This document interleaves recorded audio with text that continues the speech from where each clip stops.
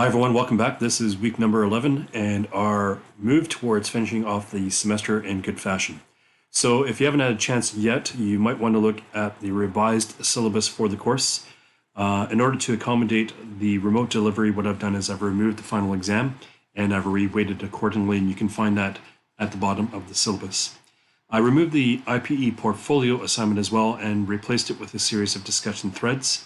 Really what you want to do over the next 4 weeks is post to the discussions, and that will make up the rest of your mark, which is 30%.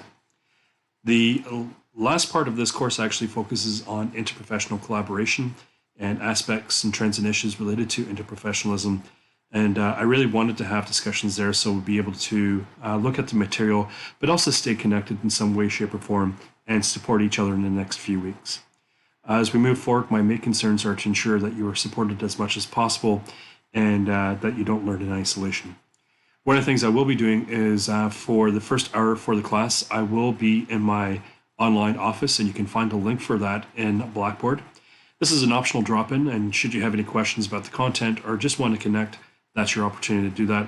Of course, I'm available at other times should you have any sort of questions or comments. So when you go into Blackboard, you will find a new folder. That folder is at the bottom here.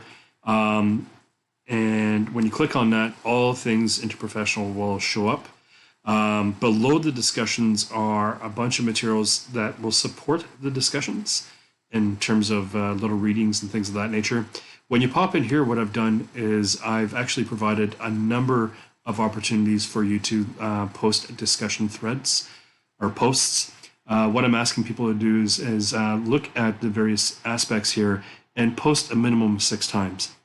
They don't have to be long posts, but what they should do is add to the conversation.